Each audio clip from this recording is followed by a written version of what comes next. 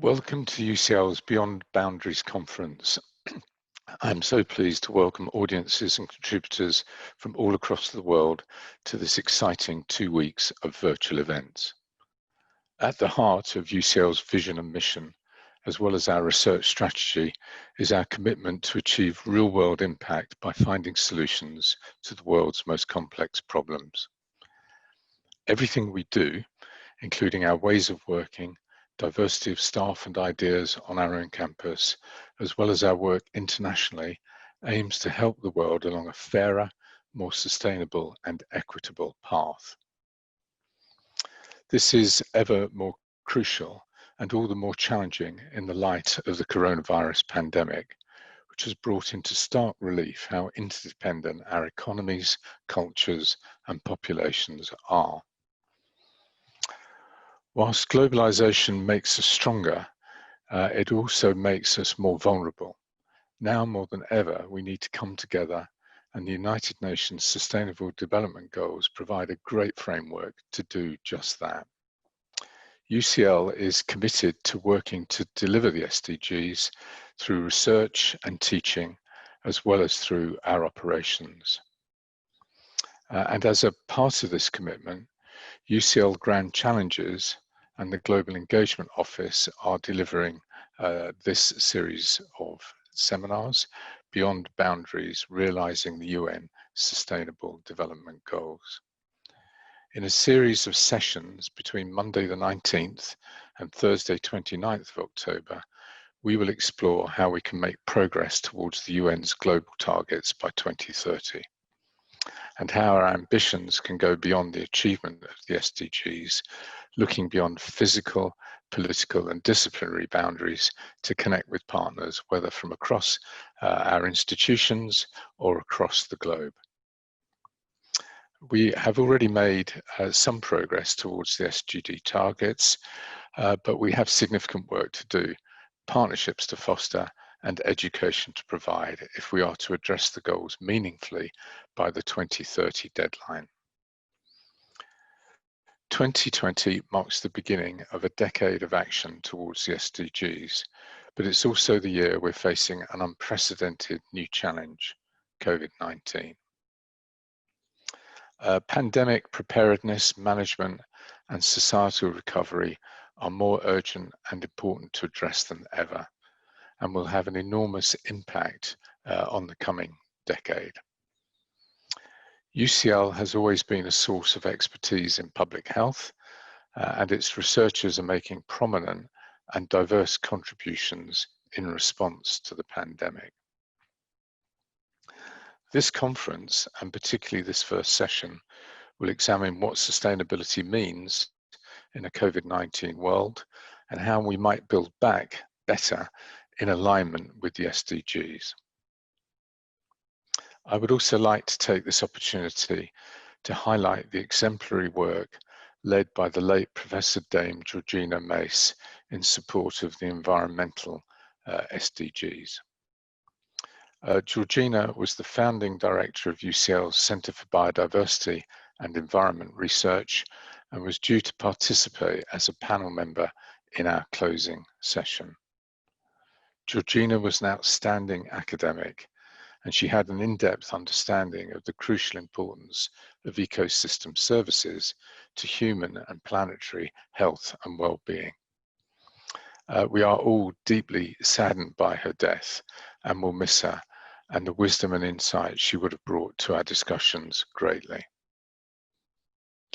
All that remains is to say a big thank you to everyone who's contributed to the organisation of Beyond Boundaries and to the participants for dedicating their time to this important event. We have an outstanding group of speakers joining us today, and with the brilliant Professor Mariana Mazzucato as chair, I'm sure it will be a thought-provoking session. I hope you all enjoy today, and of course the sessions coming up over the next 2 weeks. I will now pass on to Professor David Price, Vice-Provost for Research, and Professor Dame Hazel Genn, Vice-Provost International Advancement, to highlight the importance of this conference and the SDGs for research and global engagement. Thank you. Hello.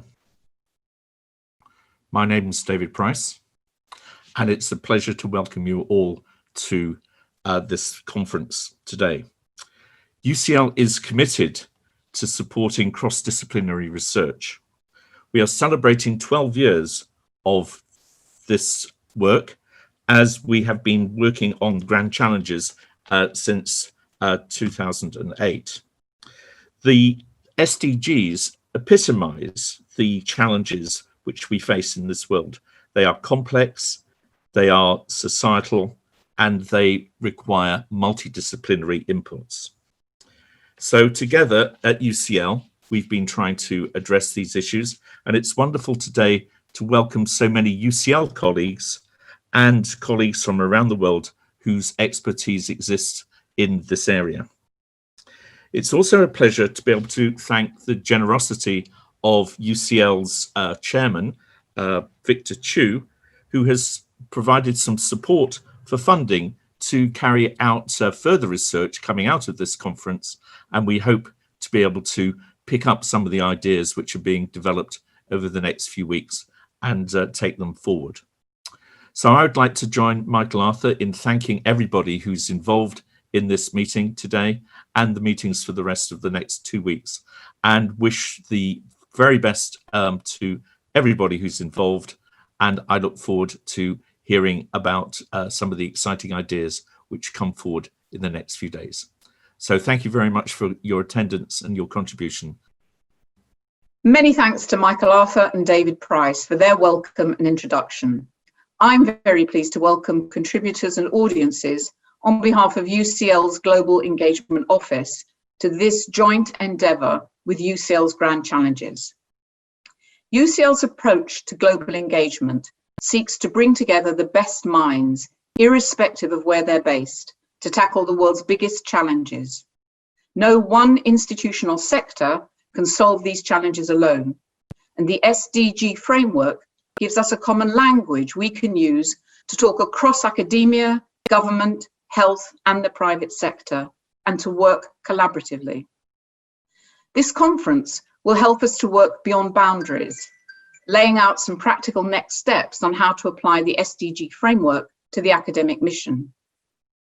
The research that's benefited from our global engagement and partnership seed funding has aimed to address the SDGs and facilitated international collaborations through which UCL academics continue to deliver global impact. An example that addresses many of the SDGs is of Dr. Ahmed Rashid and Professor Deborah Gill of the UCL Medical School Education Consultancy, joining forces with colleagues at the University of Toronto for a multidisciplinary collaboration to address the problem of brain drain among doctors in developing countries. At UCL, we're aiming to build on the success of international collaborations like these. Now more than ever, we need to work together to be greater than the sum of our parts. We will continue supporting UCL's brightest minds in their global engagement in the run-up to the first SDG deadline in 2030. So thank you for joining us here today. We've gathered a wonderful array of brilliant speakers and attendees from around the world, and I'm very much looking forward to hearing the discussion, and I hope that you will find it both stimulating and enjoyable. Thank you. Thank you, Hazel. And hello, good morning, welcome. I'm Anthony Costello. I will be chairing. We decided that Mariana Mazzucato is much more valuable as a speaker and panelist, so you've got me. Just to remind you that sustainable development is development that meets the needs of the present without compromising the ability of future generations to meet their own needs. So we'll be addressing global challenges, including poverty, inequality, climate change, environmental degradation, peace, and justice. And this session over the next 2 hours will look at sustainability in a COVID-19 world. We've got a fantastic array of speakers and panelists. Professor Jacquie McGlade, who will give the keynote in a few minutes, is a professor at our Institute for Global Prosperity. She's based in Kenya, where she's the lead scientist at the British Institute and a professor at the Strathmore Business School. And previously, she was the UN Environment's chief scientist and executive director of the European Environment Agency. We're pleased and delighted to have one of the world's great statespersons, the Right Honourable Helen Clark, former Prime Minister of New Zealand, former UNDP administrator, and currently chairing several boards, including the Partnership for Maternal, Newborn and Child Health. We've also got Professor Mamokgethi Phakeng, who is the Vice-Chancellor of University of Cape Town, the highest ranked university in Africa. She holds a PhD in mathematics education and has been named as the most influential woman academic in Africa. We have Dr. Sunita Narain, who's Director General of the Centre of Science and Environment, New Delhi. She's an internationally known environmentalist and author, and she was a member of the Indian Prime Minister's Council on Climate Change. And joining us later for the panel discussion, we shall have Professor David Nabarro, co-director of the Institute of Global Health Innovation at Imperial College, also a special envoy to the World Health Organization on COVID-19. But we don't just want to hear from the speakers, we want to hear from you, the audience, and we would like you to participate in the discussion by sending through your questions using the question and answer function next to your screens. You can also answer our questions under the polls section. So we were going to kick this off, if we can, by asking you to write down 3 words which you think describe the major issues for a sustainable future. And don't use the words sustainable or development. And we'll show you the results of that as a word cloud later in the session. So 3 words on the major issues for a sustainable future. We'd also ask you to ask questions. If you do, feel free to tweet using the hashtag UCL Beyond Boundaries, and try to group your questions perhaps around one of these topics: the political priorities for the SDGs, public-private partnerships, the role of universities, anything to do with the environment or environmental health, and of course, COVID-19. Without further ado, I want to introduce Mariana Mazzucato to set the scene. Mariana is an internationally known economist and professor and director of the UCL Institute for Innovation and Public Purpose. She's also the award-winning author of 2 books, The Entrepreneurial State and The Value of Everything, and she will now set the scene on how we can harmonize the work of the public and private sectors for the SDGs. Over to you, Mariana. Great. Thanks so much, Anthony. Let me just make sure I'm on here. I am. Can you see me, Anthony? Good, good, good. I don't see myself, so I wasn't sure. So it's wonderful to be here this morning. You know, UCL has always been a challenge-oriented university, trying to get all the different departments and the faculties to constantly be thinking about the relevance of the work, of the research, of the teaching to actually solve the challenges that we have ahead of us as a society. And what's amazing is that globally, since 2015, we actually have the Sustainable Development Goals to focus us on what those challenges are. There's 17 goals, there's 169 targets underneath them, but we really need to transform those goals into an uncomfortable thorn in the side for academia, for businesses, and for the state. We don't currently actually have the tools on the ground that can make those goals a really clear pathway for solving them. And I want to just focus my introductory remarks, and I've been given 9 minutes, of which 1 is up already, but don't worry, Anthony, I am timing myself, to just talk about why it should be an uncomfortable word, why we actually need to start testing our resolve. Are we actually walking the talk of the SDGs?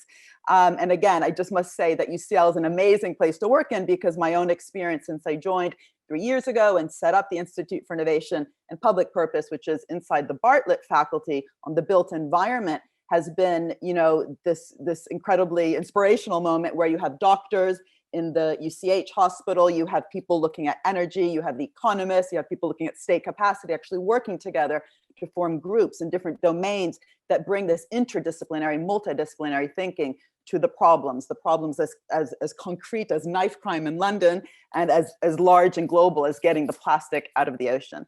So I've been asked to focus on this issue of partnerships. And what does it actually look like to build a more symbiotic, mutualistic, but also real partnership to actually reach those goals? And it really actually requires rethinking capitalism.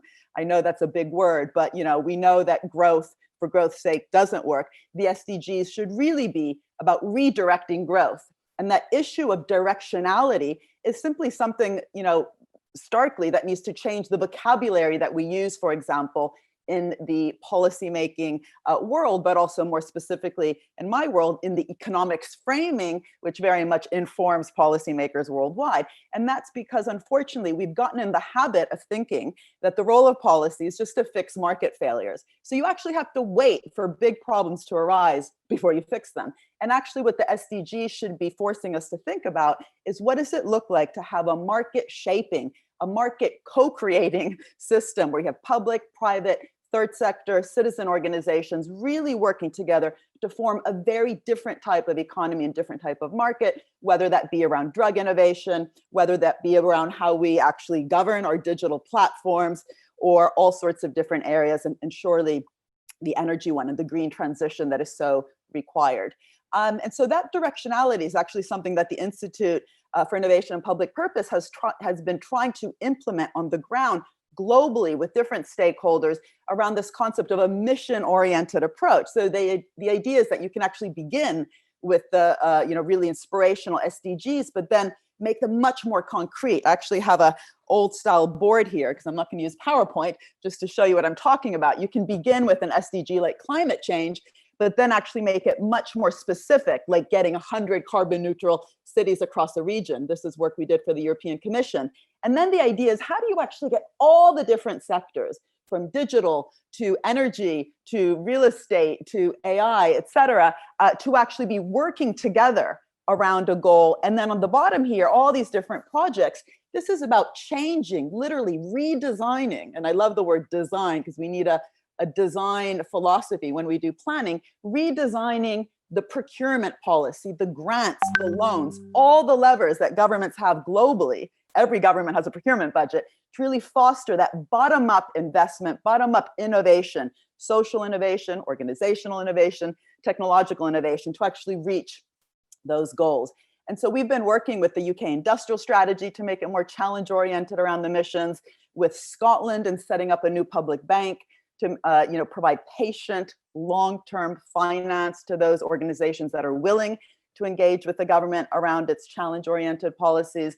We've been working with the region of Biscay in Spain around what does it mean to also reformulate tax policy, local and regional, to actually be more SDG targeted around specific missions that they have in the region. And also more recently with different UCL colleagues, we've set up with Camden Council, we are in the Camden region of London, a Camden Renewal Commission that Georgia Gould, the leader of Camden, and I chair, also around thinking of new institutional structures like wealth funds, for example, that can again be focused around the challenges that Camden faces as a city, as a region in the city. We're also working with countries like Sweden on their carbon-free welfare state policy, where they're actually trying to use school meals as the vehicle through which they actually think about sustainability across the whole value chain of food provided in schools. But again, coming back to this issue of public-private, this concept of partnership or ecosystem that is often used, it's in every white paper you might read that governments have worldwide. What does it mean to actually transform the partnerships to really be symbiotic, to really be a new form of collaboration? Think of SDG 17 about partnerships and collaborations that are actually fueled towards meeting goals, to actually create a new investment platform where public and private and third sector are innovating, investing, and actually governing their relationships. Come back to this issue of governing relationships to actually be goal-oriented. And there's no place like, the health innovation area that is a better place to actually test that walk. Because of course, today we're talking about things like a race for a vaccine. Of course, we want the vaccine quickly, but if we then misgovern that opportunity, get the wrong kind of public-private partnership, that's going to be a problem.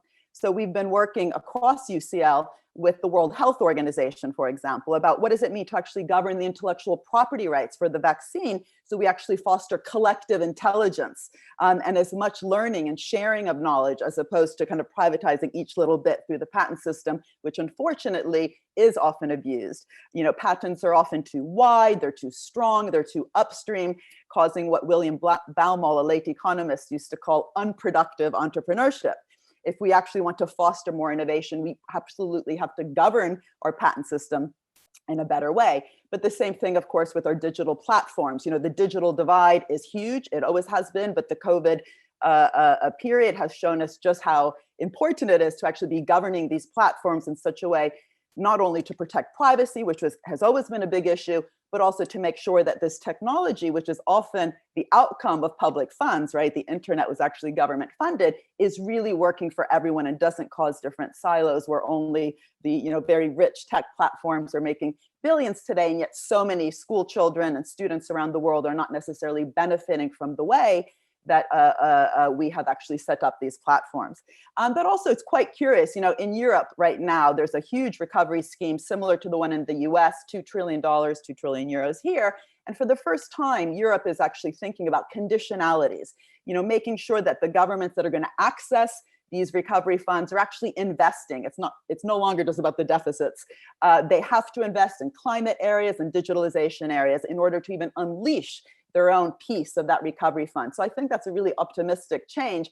But also in terms of public-private, it's quite curious how some countries like France have been quite bold with their recovery funds, saying that those companies that are going to access them in both autos and airlines and different industries will have to commit to actually reducing their carbon emissions. In Denmark, they said you have to commit to not evading your tax. So those companies that are using fiscal paradises are not going to be able to access those recovery funds. So using both the COVID moment, but also the fact that the SDGs are out there, the 75th anniversary of the United Nations, we just are celebrating it right now, to actually make sure that we embed the goals of the SDGs inside the contracts of public and private relationships, whether that be through an industrial strategy, whether that be through a recovery fund. So I'll stop there and just kind of hope that the day will in fact be one where we really think, what does it mean about doing things differently, going beyond the status quo, because the status quo is not working. Thank you, Anthony.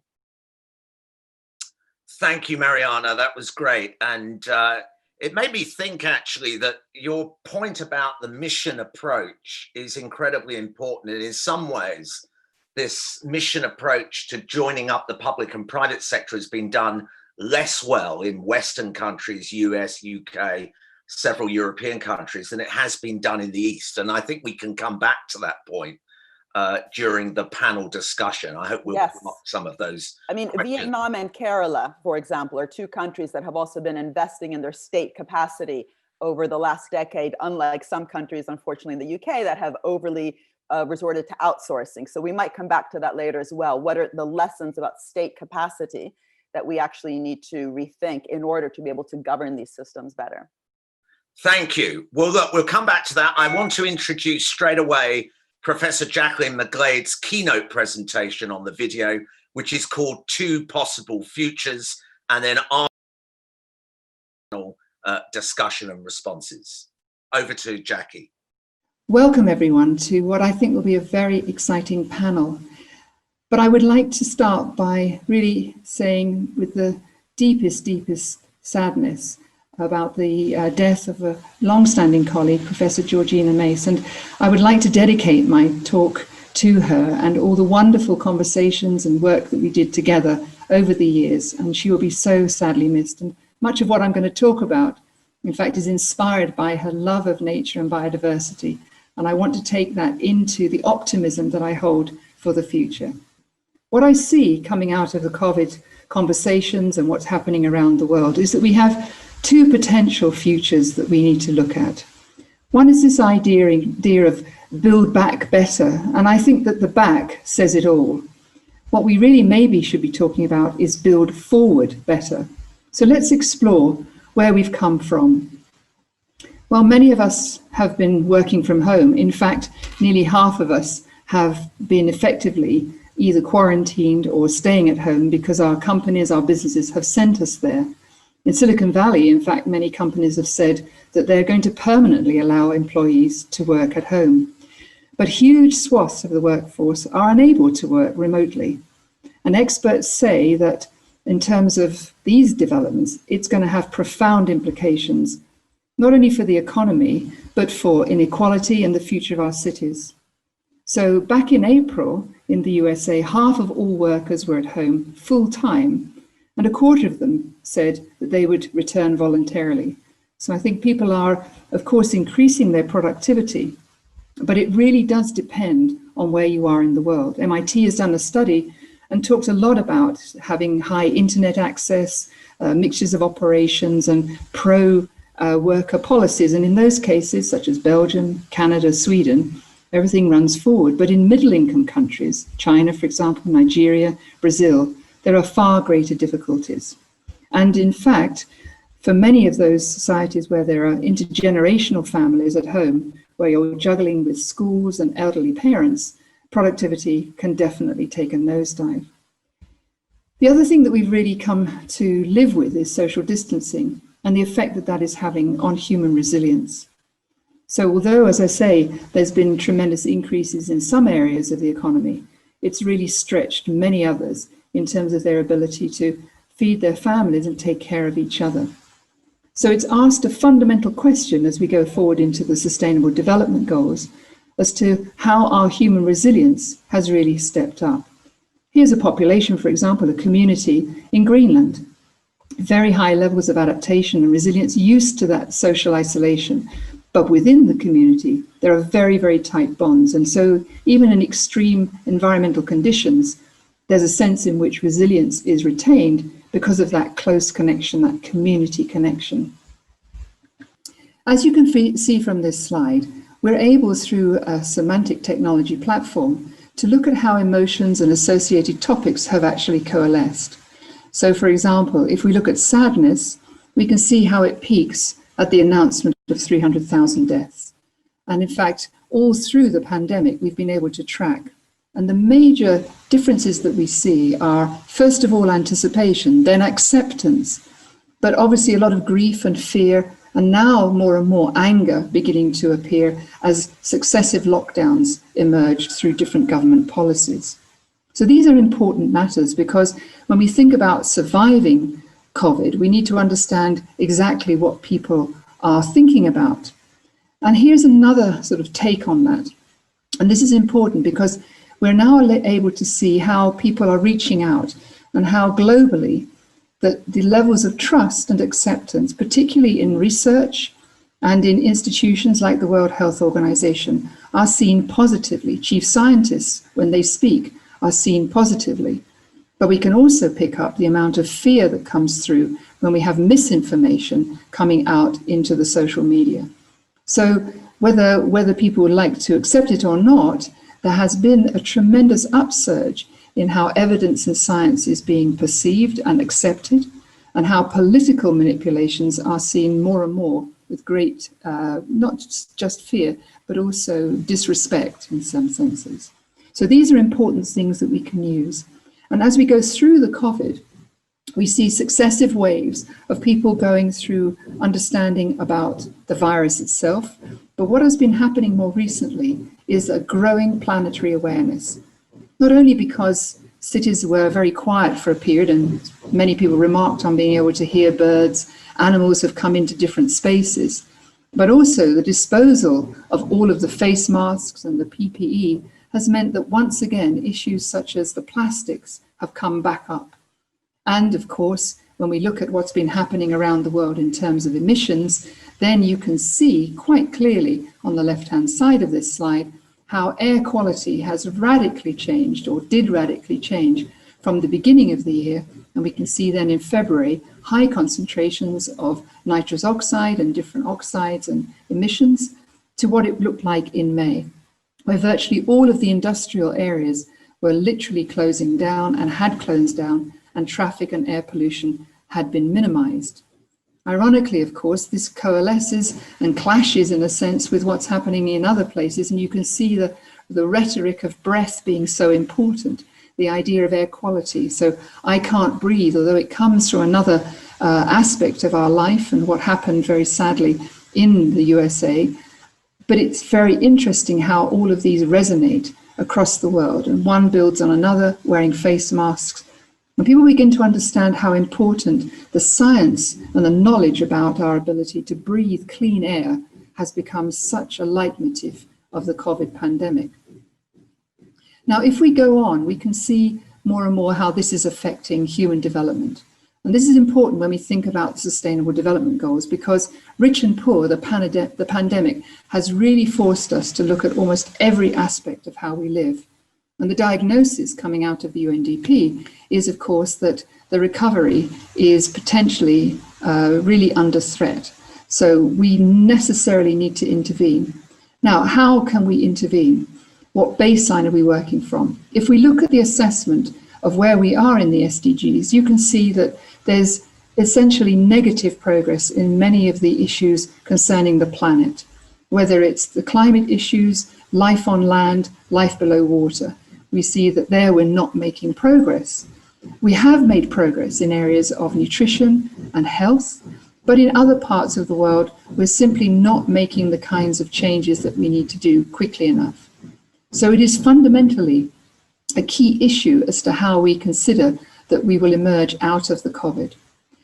And what we understand, having looked back in history, is our post-COVID success is going to be really hinging on how well we're dealing with the pandemic itself. Now, can we learn from history? 100 years ago, we had the Spanish flu, which then, of course, created enormous death toll. We had then not only World War I, but we had the harsh penalties, the thinking of punishing people coming out of that from the World War I. And when we look at the rhetoric of the 1990 language, we can see how that 1919 language is not dissimilar from what we're hearing in some capitals around who's to blame for the pandemic, who is to blame for so many things. A realignment of associations, a sort of shrinking back in, a nationalist picture. In between, of course, we learned that investment in the economy at a massive scale is sometimes necessary. So as we think about going forward with the kind of post-COVID picture and the amounts of monies that have been spent, certainly in the developed world, then we understand that even if 1% of that economic subsidies and economic incentives and investment could be put over into some of the low and medium income countries, it would make a huge, huge difference. So learning from the reconstruction of the global economy after the Second World War, and certainly the same thing in Africa across the continent after the great African wars, we can see that that investment is absolutely vital. And it will not be business as usual. So going into the Sustainable Development Goals as we move forward into the 2020s, we need to learn those lessons. There's another lesson that I find really appealing, and we've sort of been touching on this in conversations all over the world. But it is quite clear that member states and nations that are led by females actually have done better and are doing better across a range of social progress indicators, not only things such as the basic human needs, but also gender inequality, generosity, happiness and opportunities, but actually dealing with the COVID pandemic itself. So just up until May, and this has continued, those countries that do have female leaders have in fact suffered lower total deaths, the peaks in daily deaths has been down, and the GDP decline is projected to be less in those countries with female leaders. Now, that's not to say that every country has to turn over, but it is important to understand what those leaders are doing.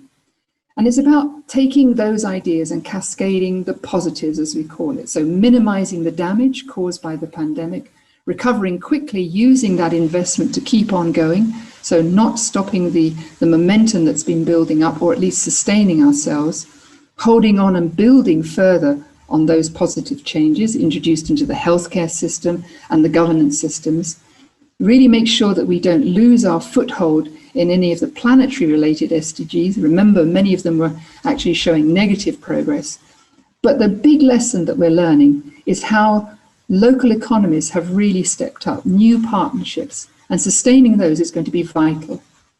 So when we think about designing a future that is prosperous for all, we really have to consider whether our current economic is fit for purpose or whether we need to move into a sustainable well-being model.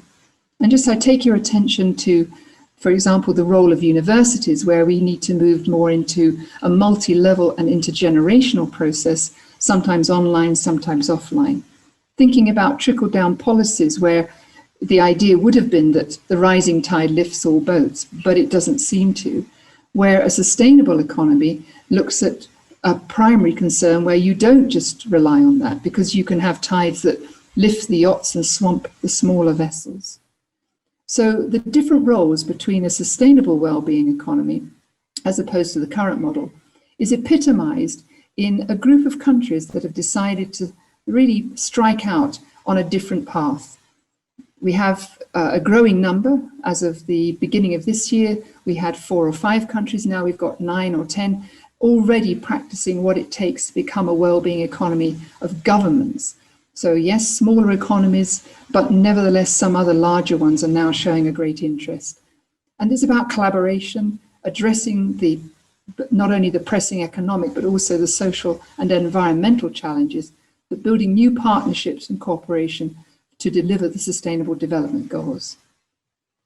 So let me just quickly end by thinking very much about what this takes as far as the planet itself is concerned and how we can really live with that. We know we have to get into a drawdown process. We know that we've got many, many different ways of doing that, but nearly all of them come from a way of thinking and rethinking how we live on planet Earth.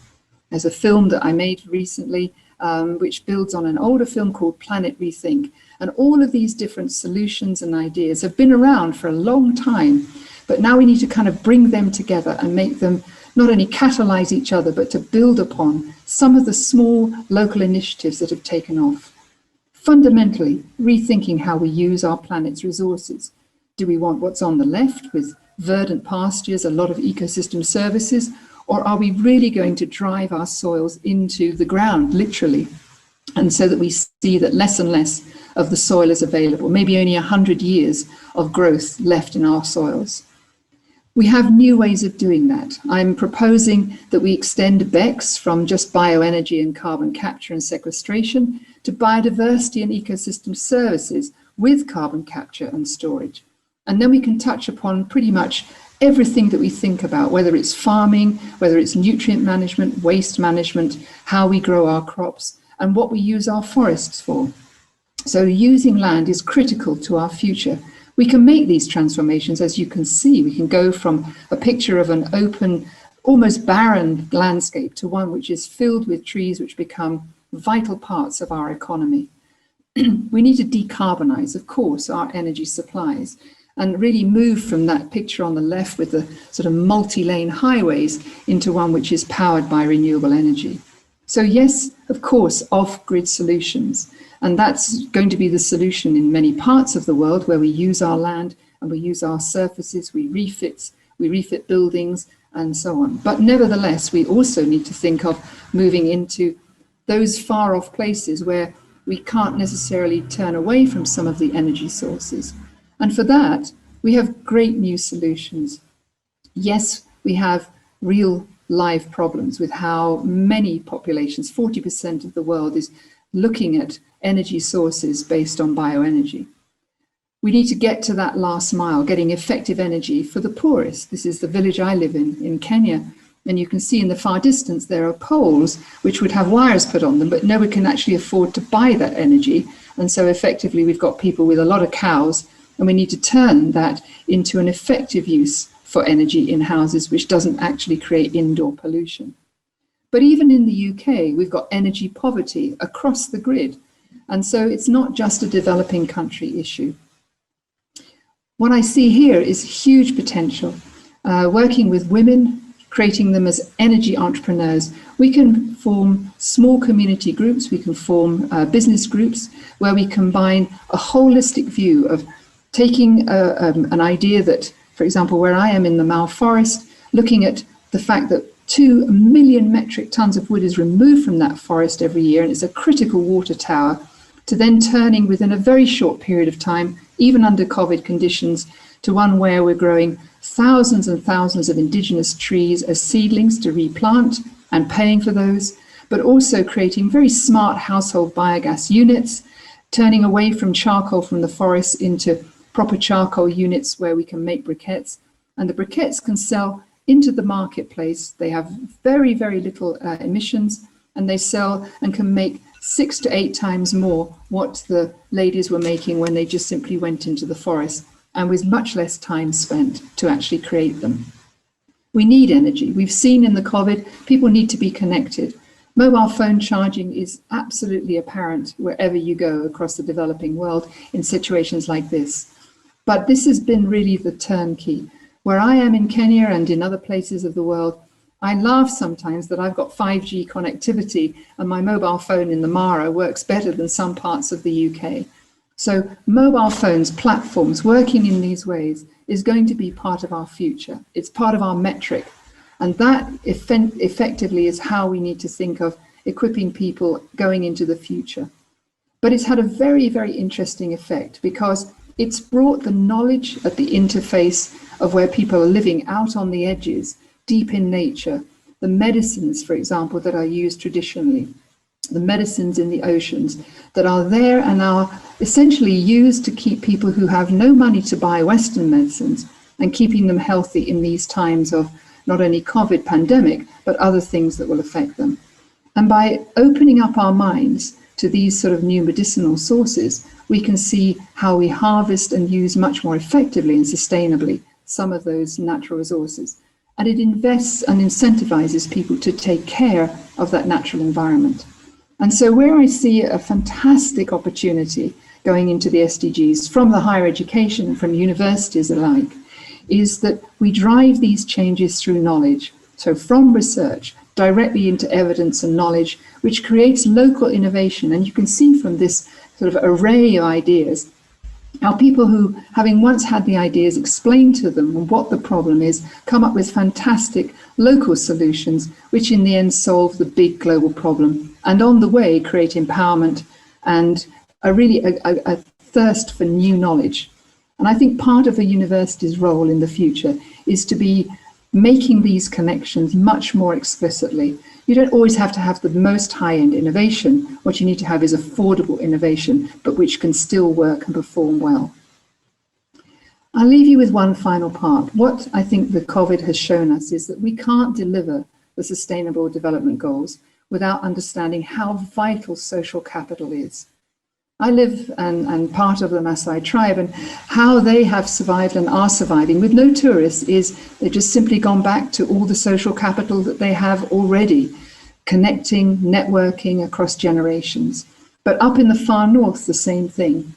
And that social cohesion is what will build resilience for us to take the Sustainable Development Goals forward.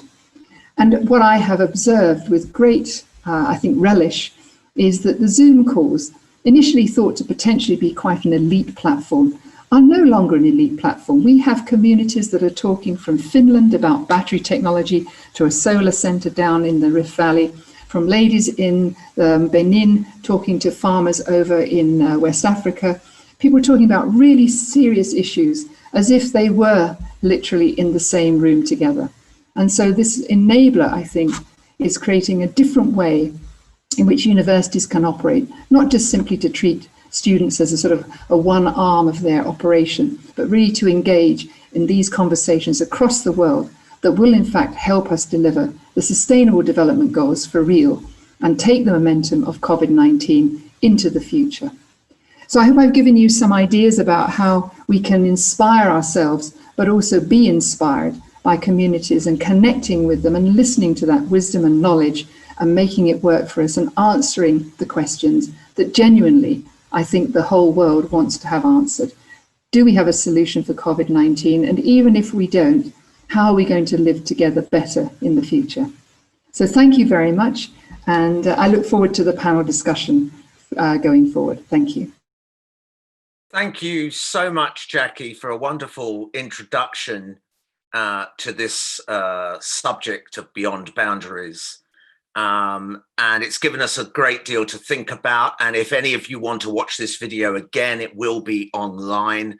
You've raised so many thoughts about the economies of the world, about local solutions, about women as leaders, and particularly about the role of universities in linking their research to both social and technical interventions. So I want to move on now to our panelists. And I'm going to start with our former Prime Minister, Helen Clark. Obviously, I'm going to be interested in your thoughts on the global political constraints on achieving the SDG goals by 2030 and what kind of future we're bequeathing to our children. But maybe I could start by picking up on Jacquie's point about women leaders, and especially why New Zealand has been so much more successful than the UK in its COVID-19 response. Well, thank you, Anthony, and evening, everybody from New Zealand. Yes, New Zealand has had what is seen by global standards as having been a very successful public health response to COVID. And yes, we do have a woman leader, and a woman leader who, off the back of the handling of the pandemic, has just recorded an absolutely stupendous election victory. So, you know, it seems that good public health is also good politics in New Zealand, at least. But, you know, what were the defining characteristics of the New Zealand response? I think, firstly, following the emerging science and public health advice very, very closely, and also doing some things that, let's face it, WHO doesn't recommend, but clearly work in the New Zealand case and may work for others. Early in February, a travel ban was put on people coming from China. Later that month from Iran, and then by the middle of next month, there was a ban on anyone coming except New Zealanders and permanent residents, who then became subject to managed isolation in facilities, not at home, and to actual quarantine if they tested as positive on days 3 and 12 of their isolation. So the leader went up front and communicated very, very clearly. I think we are a society with a reasonably high level of trust. In this case, it was trust that was justified in authorities, also helped by the fact that we had a Director General of Health who himself had a very strong public health background. They flew throughout the flu pandemic plan in early March and says, we're not dealing with flu, we have to have a bespoke response, and eventually sensitized the public to the need for a very strict lockdown in late March. And that went for 4.5 weeks, followed by another 2.5 weeks of a lesser one. You know, short story, we beat it. But I think it was that focus from the top down on people's health and well-being being absolutely the top priority. In New Zealand, the siren calls for putting the economy first never got traction because people were mesmerized by what they saw happening in Italy and Spain, and they didn't want. We're losing your connection a little bit, Helen, or I am. I just wonder, do you think misogyny is less in New Zealand than, say, in Australia or the United Kingdom? I think we have lost Helen, in which case, let me go to Mariana temporarily. Do you think misogyny is widespread across global politics? I don't know, it's not my area, but you know, I think one really interesting thing is how the Pope thinks of it. I'm not religious, but I've been working with the Vatican, as our team has been, around the COVID recovery schemes. There's a COVID task force, and I think the issue of the common good, you know, how do you actually, you know, structure a society and an economy to actually benefit everyone, not just in a redistributive way, but in what can be called a pre-distributive way, pre-distribution. And I think definitely the gender issues, the race issues, which BLM, of course, has made us all more aware of, but it's been there, it's structurally embedded in our institutions, but also the class issues, which, you know, we in the UK know very well. You don't have to be looking at developing countries to look at these issues. They have to be nested within how we do, you know, how we create value not just how we redistribute it or worry about it afterwards. So I'd be very interested in hearing more also from others, not just around gender, but all the different areas of discrimination and inequality. What are the practices? What are the ways, for example, that New Zealand has done that in a proactive, not a reactive way? I think we have Helen back. Helen, could we move on to the sort of global political constraints on achieving this huge agenda of the SDG goals by 2030, and whether you think really our leaders around the world have engaged with this process? Well, in a nutshell, no, not enough. And I think also when we look back at 2015, we see that it was quite a special year. It was towards the end of the Obama administration. You had a full commitment from the US to multilateralism. It was a year when you got not only the SDGs, but also the Paris Climate Agreement and the Addis Ababa Action Agenda on Financing for Development. Now, fast forward even 18 months later, you couldn't have got those kinds of agreements. And in a sense, when multilateralism is in trouble, then every UN agenda is in trouble, whether it's climate change or whether it's the SDGs or whatever it is. Now, the reality is that even before the COVID-19 pandemic struck and made things worse, we weren't on track to achieve the SDGs. We were struggling. And there were plenty of voices, including out of ODI in the UK, saying we've got to refocus back in on some international solidarity here.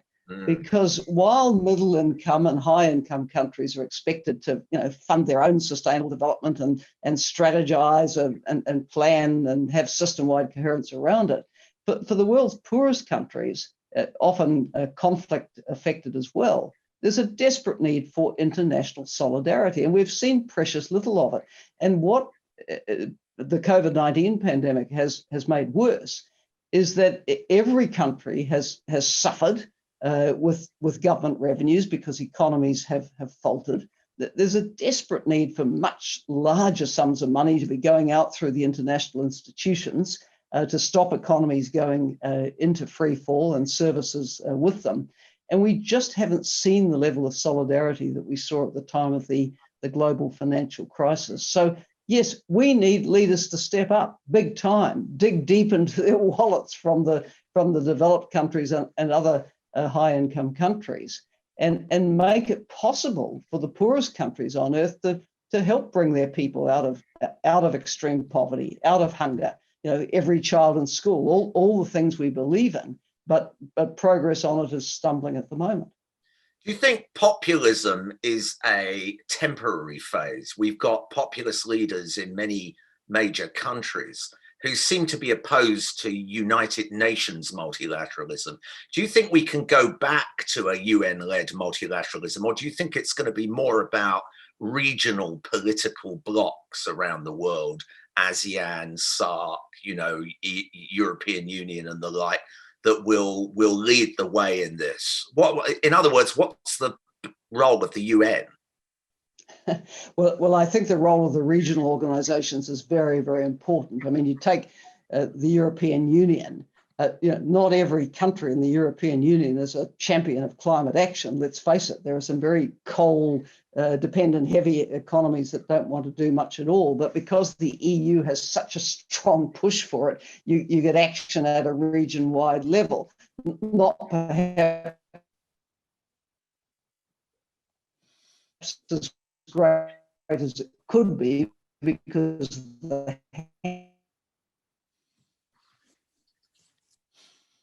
we're starting to lose you again right now, Helen. So what I'm going to do is, whilst the connection comes back, I'm going to move on to Professor Mamokgethi Phakeng and ask her, what role do you think universities can play in achieving the SDG goals? And what are the particular challenges you face in the leading university in Southern Africa? Well, in fact, across all Africa. Well, universities are the primary institutions for dissemination of knowledge and a key player in the achievement of SDGs. Universities unquestionably potentialize innovation and develop citizens with a humanistic sense. So the role of universities is usually highlighted in the 4th SDG, which calls for inclusive, equitable, and quality education. Moreover, for this to take place, it is expected that these objectives are addressed transversally in all the various areas of university life, including teaching and learning, research, and social responsiveness. And all those who make up educational institutions must be involved directly and indirectly. Universities have demonstrated to the world during COVID-19 why their expertise matter and why international collaboration in higher education is needed to solve the world's pressing challenges. Collaboration between universities in Africa, and we are very involved in that, leading in the African Research Universities Alliance. Collaborations have been very key between us in the Research Universities Alliance in South Africa. And COVID-19 has mobilized the world's scientific community more than at any other time in history. In particular, the world is facing multiple complex problems that require scientists to collaborate across disciplines, cultures, and geographical boundaries. In medical science, for example, we know that a new vaccine or drug treatment is likely to be experienced differently on different continents and in different communities. So testing needs to take place in many different populations. And because universities are a place of teaching and research for different disciplines, they provide an ideal starting point for developing multidisciplinary solutions to address specific problems. The international academic community already engages with each other in reviewing new research and developing collaborative projects.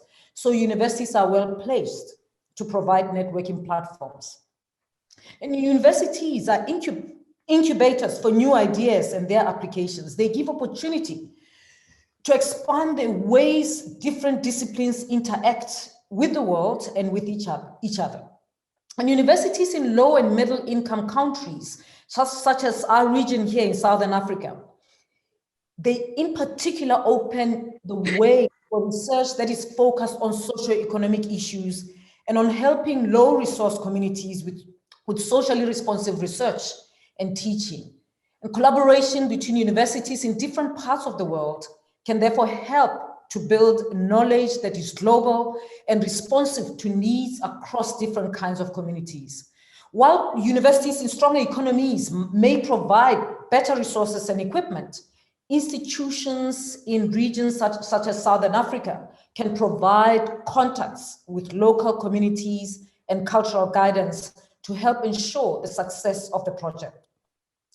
It is important that data can be created through research within the low and medium income countries. It's beneficiated within that country or community. African research in particular need an equitable and respectful interchange of data so that we can use it to bring positive change. So if we're going to have data that's created here, then beneficiation has to happen in that way. While COVID-19 has limited the physical meeting of scientists, I mean, for us here, it has given us an opportunity to interact with scientists from all over the world through digital technology. We have continued an important function of university life, and it's amazing what happens even in rural communities in that way. And for us as UCT, a number of research partnerships and collaborations that are committed to answering complex problems with solutions, we've put them in place, and they will help us to build a sustainable global future. And these research partnerships are tied to the goal of meeting the 17 SDGs. And we realize that ending poverty must go hand in hand with opportunities and strategies to build inclusive growth. We are closely aligned with the overarching goals of the SDGs. And 5 years ago, we took a chance and conducted a scoping exercise on research at UCT towards the the SDGs. We wanted to see whether our research is aligned to SDGs. And the scoping exercise revealed that vast parts of UCT research make a significant contribution in one way or another towards the SDGs. It is critical that all leading institutions advance these goals, particularly in and middle income countries, which are the most affected by many of the challenges that the SDGs aim to meet. And we as UCT are committed to that, and we plan to host an international summit on SDGs in Africa, which will be a hybrid event, which will bring together researchers from all over the continent working on SDGs, and as well as our strategic partners from elsewhere in the world. The aim of that summit will be really to focus on the SDGs in Africa and for Africa through research, education, and engaged scholarship. Thank you very much, Anthony. Thank you. Thank you very much. I was just going to observe that Africa seems to have escaped relatively unscathed from the COVID pandemic, possibly because of younger populations or lower population density in many areas. I think South Africa's got the highest rate in Africa of COVID-19, but you also face in Cape Town a huge inequalities program. Would you say very briefly something about how you as a university engage with that inequalities problem, and how severely COVID's affecting you in Cape Town? I mean, the inequalities problem is not just in Cape Town, it's all over the country. I mean, and we're probably the most unequal country in the world. And for us as a university, we've committed ourselves to engaging with the community closely. We've got one of our key areas of expertise is poverty and inequality and research. We work with communities in Cape Town, but besides just working with communities on poverty and inequality, we also work with government departments in terms of policy development. We work with other institutions across the country. I mean, for us, we realize that we cannot attend to the problem of inequality, whether in Cape Town or in the country, on our own. We need civil society, so we work with non-governmental organizations. We need communities themselves, and we need researchers to immerse themselves in the lives of communities to be able to understand what the challenges are there and come up with ways of intervening. In terms of, when you said the challenges at UCT, I'm assuming that you're talking about how COVID is affecting us. I mean, for us as a university, we were very quick in evacuating students. The students are now back on campus. We have a structured way of dealing with it. Of course, at the moment, we've got 101 cases of COVID and we've lost 9 lives, and we continue to watch closely. But we have prepared ourselves for the worst possible scenario. When students come onto campus, they go into quarantine for 2 weeks before they go into their residences. And if any one of them shows symptoms, we've got one accommodation place, university accommodation residence that we've structured for quarantining. We put students there and we disable their cards, the student cards, so they can't move around. But the place is really structured for students to be isolated and to be, right, even if they're in the same residential place. So we've even thought about, what if we have an outbreak? What if during exam time we have procedures in place that if there's a lot of students infected at that time, we can just unfold working with the provincial health department.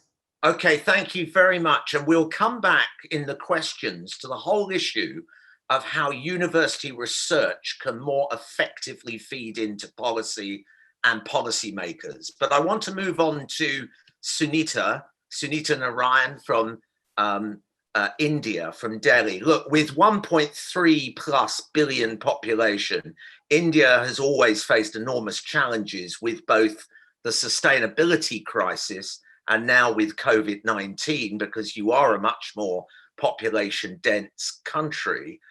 What are you seeing at the moment as the most urgent challenges, Sunita?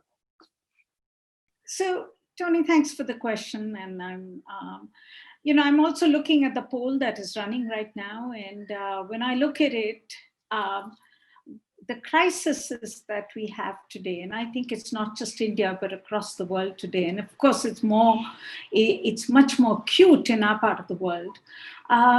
there are multiple crises and they're all coming together. And at some level, what you need to think about is the amount of time we have wasted in our world, where we are seeing these crises play out in our world today, and the sheer inability of us to be able to actually deal with it. I mean, if you look at it today, we have the COVID-19 crisis, and it's a health crisis. It really talks about the fact that countries like India have not invested adequately in building health infrastructure, particularly to meet the needs of the very poor. COVID-19 is also a crisis which tells you that it will exacerbate the issue of inequity in our societies, because it's hitting where the poorest live.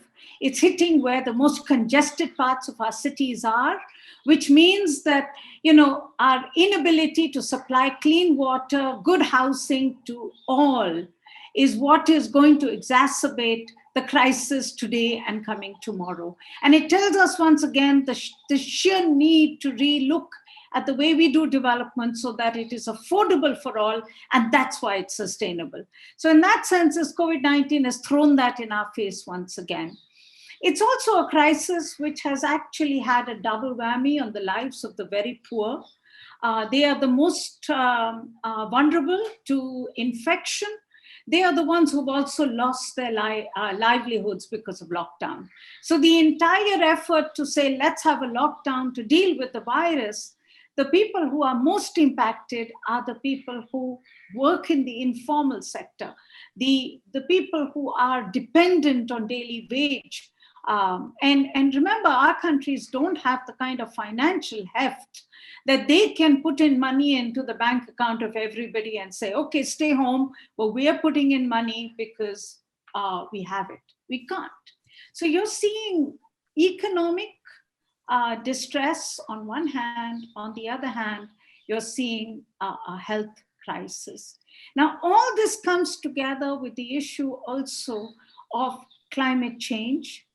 The fact is, and the massive crisis of agrarian distress.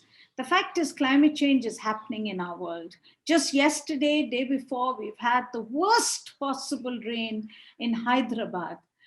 Untimely, unseasonal rains. The entire month's average came down in a matter of 8 hours.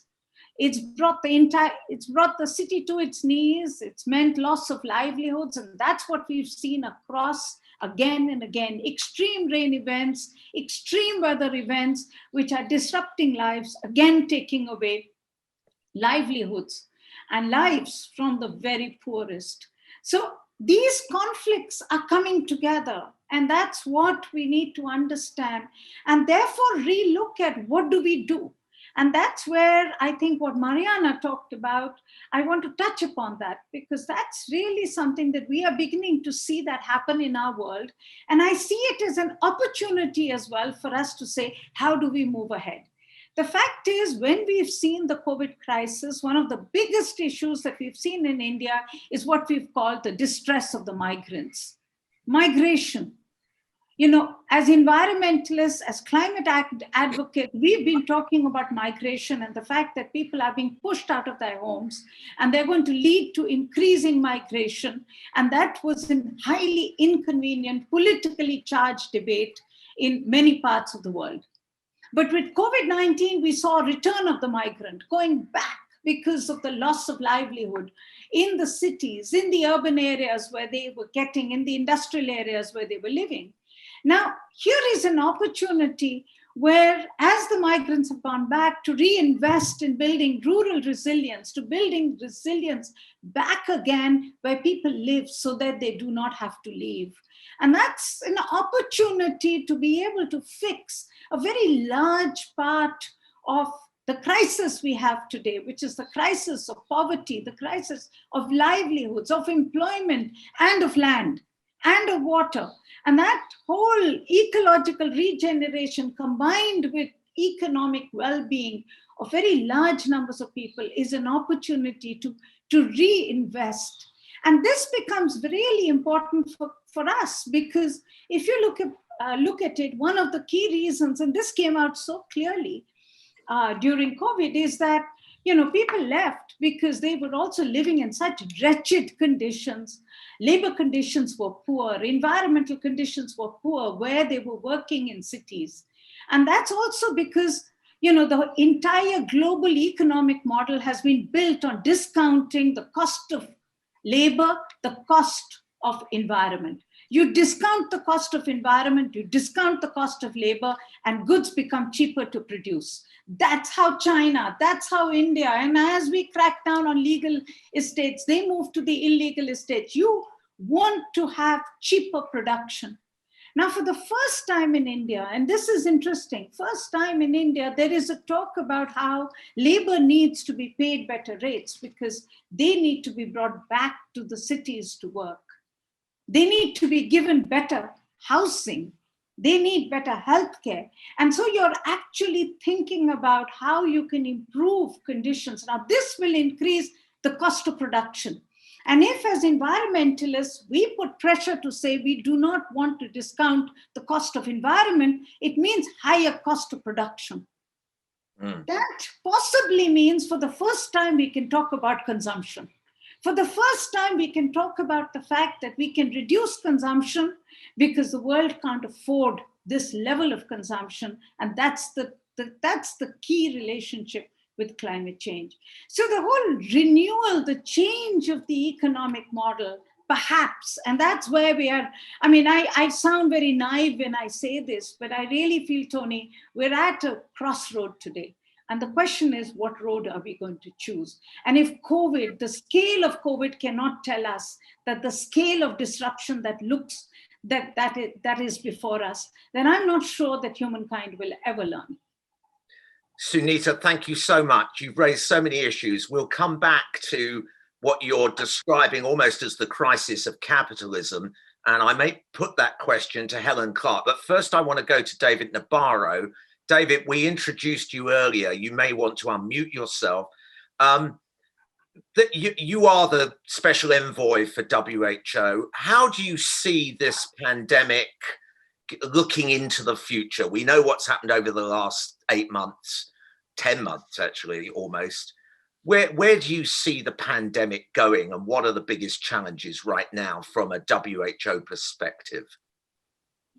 Thanks, Tony, and greetings to everybody on this seminar and to all people who've tuned in. I suppose I kind of want to start where Sunita Narain left off, and really enjoyed, Sunita, your remarks as always. COVID's revealing things that we've kind of taken for granted. A world that exists because there are hundreds of millions of people who are prepared to accept a relatively low recompense for their work. And yet our societies are fully dependent on them. And that has become strikingly clear.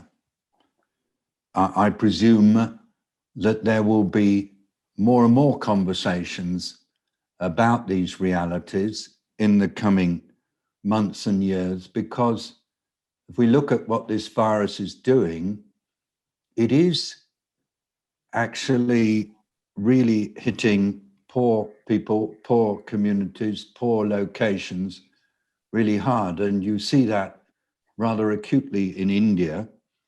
Two things happening. One, the virus has got into places where poor people live very, very closely together, and it's been hard to get it out of these communities. There is a really extraordinary success story from Dharavi in Mumbai, but in other places it's proving to be more difficult. And in neighboring countries like Nepal, it's really, really tough at the moment. And secondly, if you want to use some of the conventional approaches for containing the virus, like really restricting movement, these activities, as you said, Sunita, hit poor people very, very, very hard indeed. So looking ahead, Tony, nations and governments do have to make some tough choices. Do you want to do everything possible to reduce the incidence of COVID? If so, are you going to introduce widespread movement restrictions as your primary containment strategy? Well, if that's what you do, you can get the numbers down by stopping people from moving, but that has a really severe impact on poor people. And we see it in every country in the world right now. So I'd like to encourage all governments everywhere to follow what WHO has been saying consistently since the beginning of February, which is put in place basic public health measures to interrupt transmission of this virus in every society everywhere, back it up with engaging people as fully as possible in the response so that they do what is thought to be the best way of reducing transmission in the right place, at the right time, in the right way, because they choose to do so, but not because some authority has told them to do so. And with that combination of people taking action, of public health being put in place in a fairly consistent way, right across all societies, and taking that to the third important part, which is locally integrated responses that bring together elements of community, elements of local business, elements of universities and science organizations, as we heard from Southern Africa, and elements of civil society, then there is a real possibility of getting ahead of this. And if we look at countries in East Asia, as well as in Oceania, we see this is happening. Yeah. And we see people are rewarding their leaders for doing it. I know you want me to stop, but I do want to really give a shout out to the people and government of New Zealand, not just because Helen Clark is here, but because they have responded to exceptional leadership on dealing with COVID in an empathetic, whole of society way by saying to the government, yes, we'll give you another term, but we won't just give you another term, we will actually make certain that you can govern properly by giving you a big enough majority so that you don't necessarily have to go for a coalition if you don't want to. That's what is extraordinary. And I believe that we're going to see in the coming months reward for political leaders who actually develop a social contract with their citizens that pays attention to the inequities that Sunita has just talked about and gives centrality to the science that we heard about just now as being the heart of the future. David, just to interrupt you, just for one final comment. I mean, of course, you, as Helen Clark said earlier, and I'll come back to her, that New Zealand, in a sense, broke the WHO rules in the sense that they introduced travel bans and border controls at a time when WHO was saying not to do that. But if you look at Western Europe right now and the United States, you know, as countries, we haven't done the things that you've asked for, the local response, putting in place an effective find, test, trace and isolate program. And so we're now faced with some unenviable choices. And as you know, the scientific advisory group to the government said 3 weeks ago, you know, we need to go to another short circuit breaker lockdown. Do you think that's wise? Well, first of all, there aren't WHO rules. The place doesn't work like that. No, of course not. So is a group of technical experts networked very, very broadly, who operate within limitations that the member states have provided. And in this case, it's through something called the International Health Regulations. Yeah. In the International Health Regulations, there are stipulations Yeah. on what guidance WHO can give on travel that have underpinned the positions taken by the organization and have created some quite significant limits. And so please don't present it as a country or group of countries breaking the rules. Secondly, the way WHO works is to sort out the scientific evidence and then provide the best possible assessment. Remember that 500 papers are produced about COVID each day. This is quite a job, but that's what they're doing.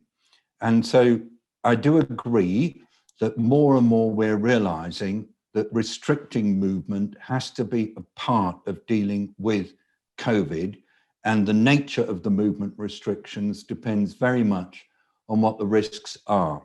Of course, there are unenviable choices facing governments that have perhaps been slower to take COVID seriously. And if you're slow because of exponential spread, the amount of virus builds up super quickly, and that leaves you a real problem. So if you've got a lot of virus in your country, then over time you will get a speeding return of the virus, a resurgence. And if the national capacity to stop the spread through interrupting transmission is just not adequate, then you are faced with some very, very difficult choices. Do you restrict economic and social activity to stop health services being overwhelmed and stop a large death rate? This is what's happening in much of Western Europe right now. WHO has said and repeatedly said that a lockdown in terms of cessation of all social and economic activity is not the primary control measure because, as Sunita and others have said, the consequences for society are really, really serious. But sometimes there's no choice when you've got a very bad situation. If the current UK choice is really tough, I would not want any of us to have to be put in the position that the British government is in right now, because you are damned if you do and damned if you don't. My only hope is that all who are involved in providing commentary on the UK situation or who are directly involved in the politics of the UK situation just take a deep breath for a few minutes or hours or days, because frankly, dealing with this in a partisan way, whether it's partisan science between different groups of scientists or partisan politics, as has been in the UK headlines over the last weekend, doesn't really help anyone. It turns everything into binary choices. But dealing with this issue is not a binary choice thing. It's a systems challenge. And if we look at how East Asian countries and New Zealand and Australia are dealing with it, they're dealing with it as a systems challenge, even though media understandably like to turn it into binary choices. But this is not binary choices. Okay, David, sorry to interrupt you. I hopefully you can stay on with us a bit longer, but I want to put your thoughts back to Helen Clark now and ask the audience, please go and vote about the questions you'd like to ask in the remaining half an hour or so. But just to go to Helen, David's response, do you agree with him that it shouldn't be partisan, or do you think we should have a political process? Is David sitting on the fence, or do we have to go through a robust parliamentary democracy and a media democracy? Well, in the New Zealand response, there was always active parliamentary oversight, but it was clear that the public didn't have much of a mood for extreme partisanship on the response. And that, in the end, has been reflected in a pretty decisive election result. But then it does help here that the government response was seen to be succeeding in stamping it out. I mean, clearly I follow what David says on lockdowns and what WHO says. And I think where the concern comes is there are countries that have been in lockdown for months and they're still no further ahead with getting on top of the disease. And that in part, I think, is due to a point that others have touched on about what COVID is revealing about our societies. It's revealing the gross inequalities, it's revealing the lack of social protection, it's revealing the fact that in a lockdown, the poor still have to eat. If there's no social protection, what do you do? So it's kind of exposing a lot of underlying vulnerabilities. And if you take the case of Singapore, which was thought to have had quite a successful early response, then they kind of forgot about the migrant workers who lived in much less good conditions than the Singaporean population. And so COVID got away again. So I think, there's no magic wand here. The small social democratic, more inclusive, high trust societies, like New Zealand, by and large, done quite well. Not everyone, but I'm the first to say that we're in a much more advantageous. Oh, we seem to have lost you, Helen. I'm going to move on to the questions right now, and you can come back in any time, Helen, when the line is better. And I'm looking at the voting on this. So we'll start with the uppermost question, which is, how do we convince emerging economies, low-income countries to move towards sustainable structures, even though it's ironic that developed nations... Many societies. Oops. Yeah, I think we're getting remnants of Helen's last thing. The question, how do we convince emerging economies, low-income economies, to move towards sustainable structures when developed nations cause so much damage and have had all the benefits of consumption over the past 50 years? I don't know if anyone, perhaps come back to Sunita on that, or actually let's start with Jacquie McGlade, because Jacquie, your presentation, you're based in Kenya. That's an emerging middle income country now. How do we convince Kenyans to be more sustainable, perhaps less consumption, when they look at the US and Europe? Well, I think the irony of all of this is that you don't really need to convince people because it's far more deeply entrained. People are living sustainably, and this urge to consume in an unsustainable way, up until now, of course, is constrained by livelihoods and incomes. But when you move out of the city, and don't forget the vast proportion of many Africans do not live necessarily in urban areas, they live in the rural areas, they're essentially looking for very small incremental changes to fundamentally give them full prosperity. So when you look at prosperity as opposed to just GDP, and you have conversations, as I do very often with communities, and you ask them, what is the good life? Money in the bank is sort of way, way down the list. What's at the top of the list, of course, is essentially health, education, but it's all about communities. It's about social connection, and more than anything, power of voice, being heard. That's more and more to be taken care of. So I think when we think about governments like Kenya, they see that what needs to happen now is that they want to have investment that is not going to take them back essentially into a carbon-intensive world, a high carbon fossil fuel world. They're actually looking for that kind of clean investment, and it is happening. What we now recognize, though, is that we have to bring the population education and skills up to meet that, because all around the countryside, you see this poised group of people wanting to move into the new economy, but just not having the skills or even the small amounts of money to buy in to get the skills to do it. So I just let me finish by saying, I think the quantity of investment is actually far lower. The barriers are lower. I think the investment amounts is lower.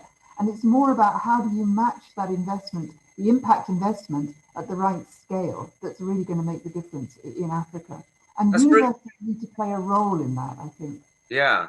That's really interesting, because certainly in my visits to South Asia or Africa, I'm always encouraged by the optimism and the ideas and the sense of entrepreneurialism, actually, more so than when I come back to Europe.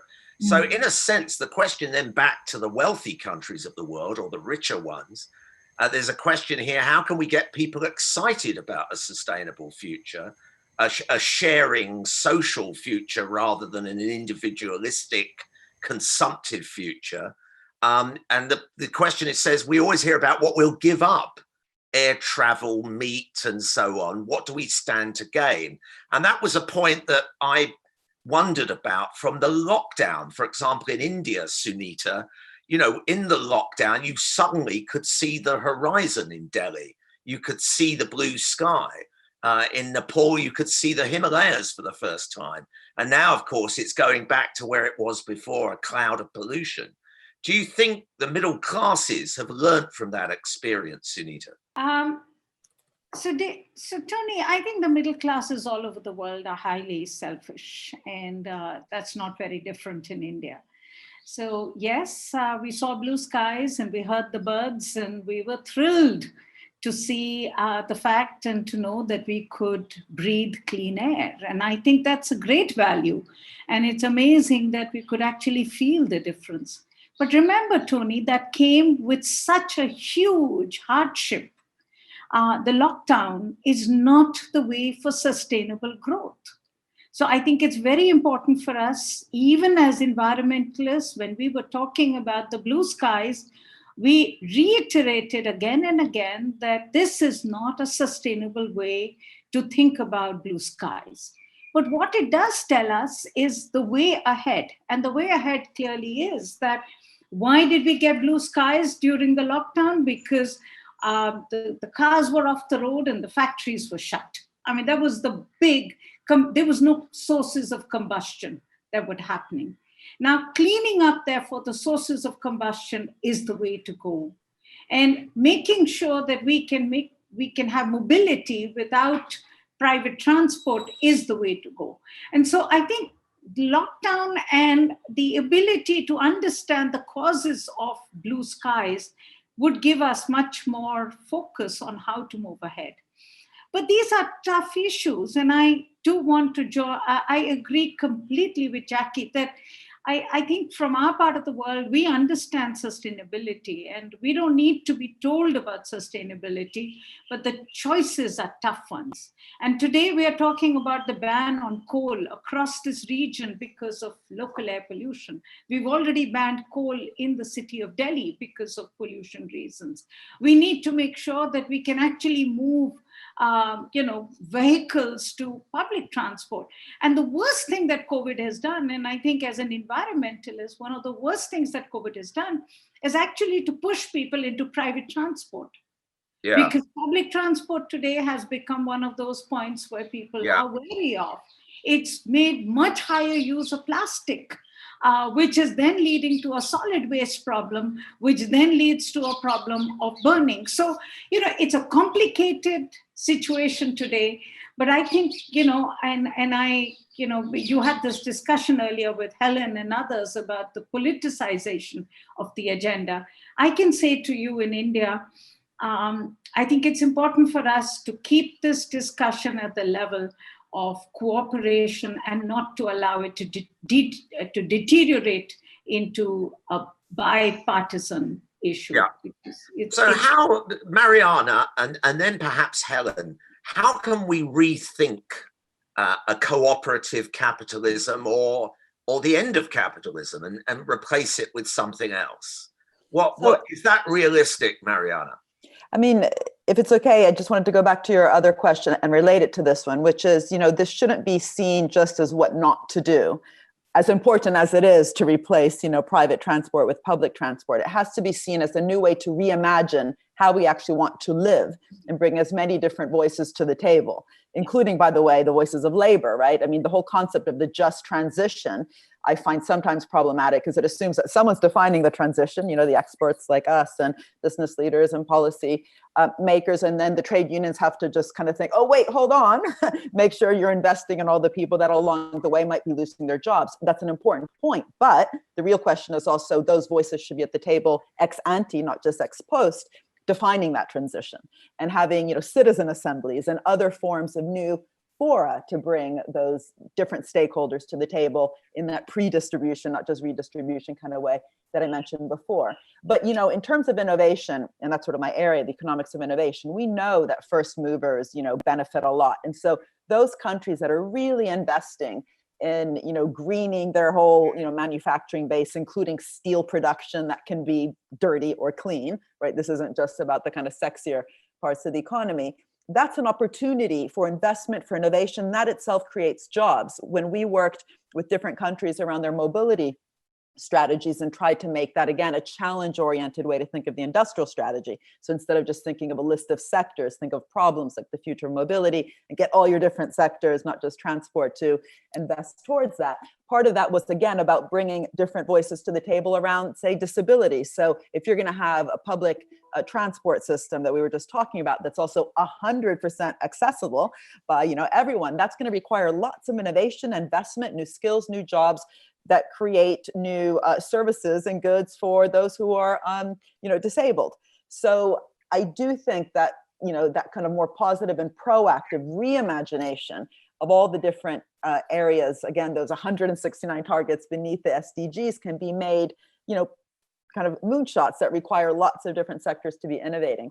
But just lastly, because we've mentioned, you know, different parts of the world, and at the beginning, you were talking about what can we learn, kind of what went wrong, and you know, what works, what doesn't. I do think we really have to think about, you know, Lord Anyu's comment in the last week saying that this over-reliance on also consulting companies is infantilizing. That was the word he used. I love it. Infantilizing governments. And the successes of places like Kerala and Vietnam have actually been due to long-term investments within the public sector, within public administration, which have allowed them actually to govern these processes in much more dynamic ways that are also partnership models, right? This is also building citizen trust, like in Kerala, where there has been much stronger citizen trust than in some other parts of the world.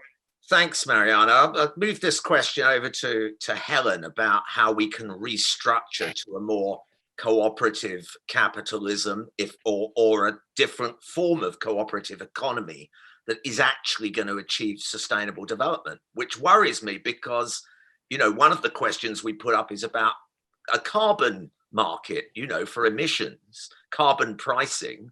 And here we are 30 years on since even Margaret Thatcher spotted the climate crisis.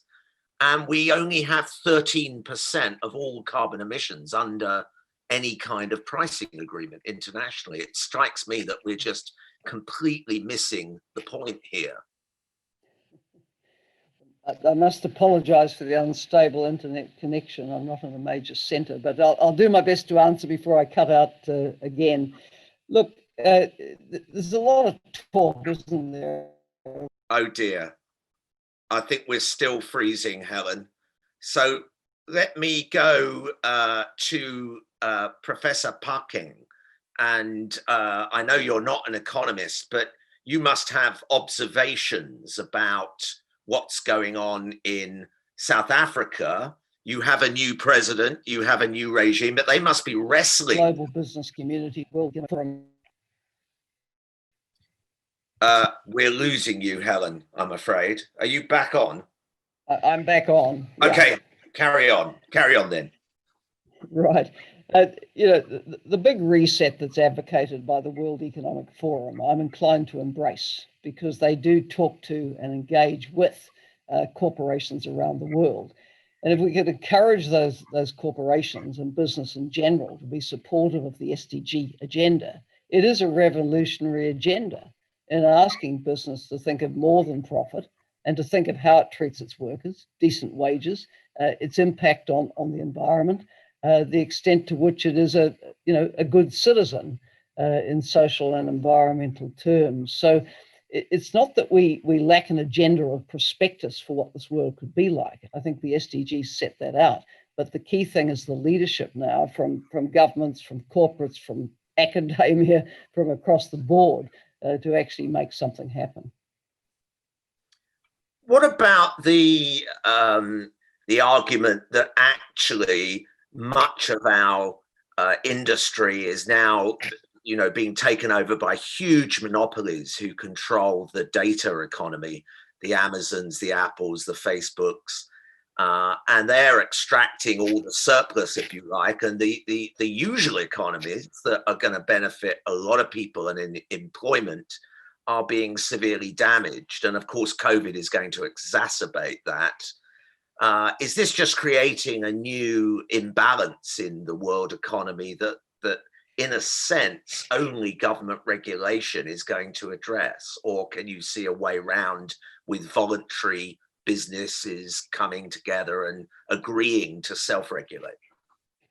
I've never been a great fan of self-regulation. I think it lets us down in everything from trying to combat NCDs to trying to get responsible social media. I think it's crying out for regulation. My foundation did some work on this with respect to the social media platforms following the horror of the Christchurch mosque massacres, where the fellow, you know, harbored his group of fanatical supporters on Facebook, tweeted his intentions, Facebook live streamed the murders, it went on YouTube, and somehow the social media companies tell us they have no responsibility for any of this, like hell. So I think, you know, Europe is always, you know, in the forefront of thinking about how you can regulate, so we're all ears. The US traditionally has also had, you know, antitrust legislation, which I think needs to come into focus here. But suffice to say, self-regulation isn't going to deal with it. It is interesting that the antitrust regulation is being embraced on both sides of the House in the United States. The Republicans and the Democrats agree that there needs to be much more competition. But the other issue that I'd like to come on to, another very popular question from the audience, how, you know, we're in a world of fake news. How can appropriate steps be communicated to non-experts in a state of increasingly explicit and polarizing disinformation? Let's start with Professor Phakeng from Cape Town. Are you facing a wave of kind of conspiracy theories or of fake news? You may be muted. Oh, she's not with us. Okay, let's take that then to Jacquie from the African continent. Okay, well, I'm going to put my foot back in UCL in London for this answer. So one of the things that we've been doing is running a web intelligence system, which I designed when I was at the UN, in fact, to look at and using the best of the UN interpretation service to try to get to the behind the sort of fake news and to read things in social media and to really kind of figure out if it was possible to detect it. And it absolutely is. But what I noticed over the last 7 months is looking at this every day, millions and millions of feeds, is how the way in which people are looking for real, what I would call authentic advice from the scientific and research community is growing, such that fake news, I won't say fake news is disappearing, quite the opposite in the political agenda, but when it comes to issues like COVID, like climate change, we're seeing a continuous shift towards looking for areas of authority. And so fake news is having far less of an impact, both in an emotional sense and in the way in which people then retweet and repass on those messages. And so I think actually as a scientist, we can take a leaf out of what is it that is different between COVID and climate change, because it's clear that people are reaching out for authoritative news and evidence and facts, and are able to discriminate between fake reporting, fake news, and what is coming out from the authorities. And I see again and again that it's absolutely clear that during the beginning, many political leaders and those who gather the attention of people were standing shoulder to shoulder with scientists. There was no equivocation. And I think that has provided a very different set of conditions in which we're seeing the whole issue of fake news. And I think we need to learn from that as we go forward, as well as many other things. But it is quite clearly and documented as well. Thank you. David, can I come back to you on this? Because one of the great actually successes, I think, of WHO has been the way it has digested, as you say, the 500 papers a day coming out. And I've been immensely impressed by the press briefings that they've given and all the data that's come out and information from, you know, Maria Vankakova, Mike Ryan, Sylvie Brion and others. But they're up against a global storm. And of course, that's included a lot of not just fake news, but a lot of hostility coming against WHO, particularly from the United States, maybe being caught up in the sort of deterioration in US-China relations. But, you know, we are facing a really difficult problem with populist states attacking multilateral institutions who really can't answer back, as you well know. How do we deal with this? How do we defend multilateralism and defend scientific balanced evidence? Thanks very much indeed. I'm kind of not so sure that the level of critiquing of the multilateral system is so high that the majority of people who are tuned in to multilateral processes have lost hope. Yes, some of the global opinion polls are telling us that trust in multilateral institutions has decreased in recent months, but I'm not yet ready to give up on the power of the networking that can be obtained through professionals like those you've got on the panel today, connecting with each other across boundaries and establishing new ways of thinking about and working on problems as systems challenges.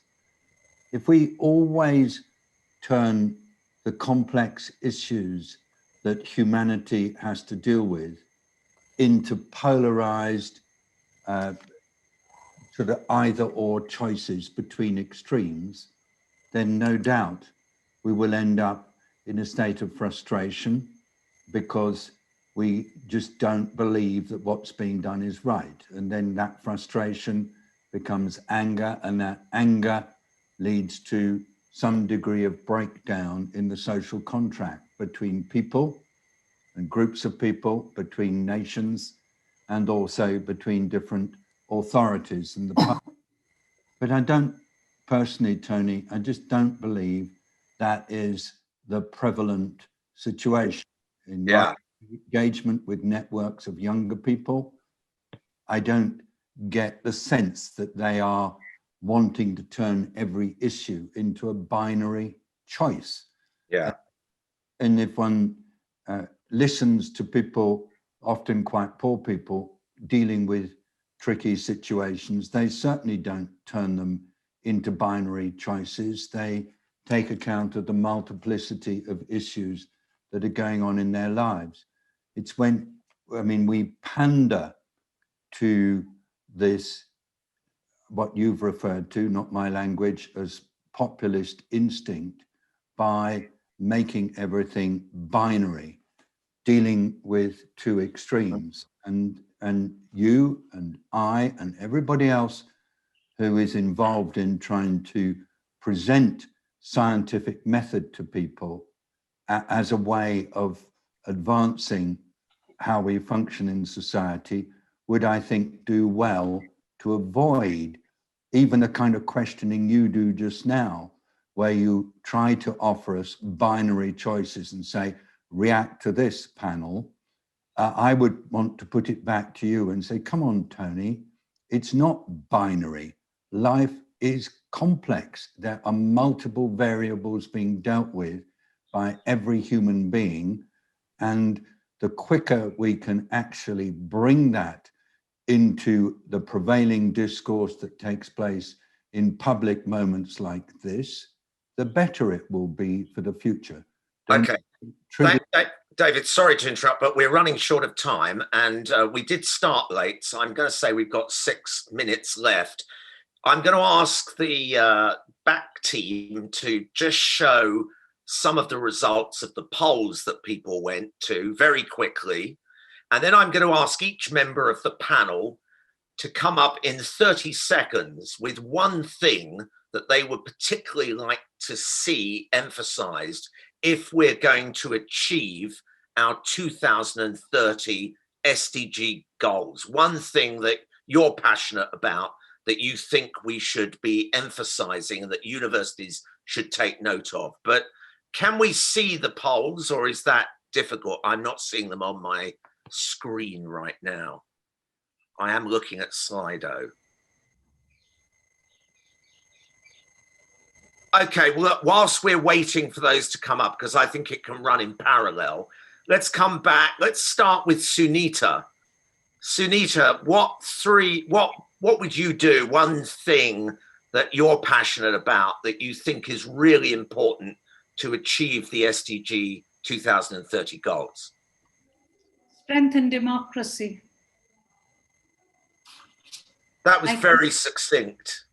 I think for me, that's the most important, because at the end of the day, societies, particularly the poorest in societies, the powerless in society, need voices, and they need the ability to be able to look and to discuss their own future. So for me, if that's the one thing that you want, then it's about strengthening democracy and deepening democracy.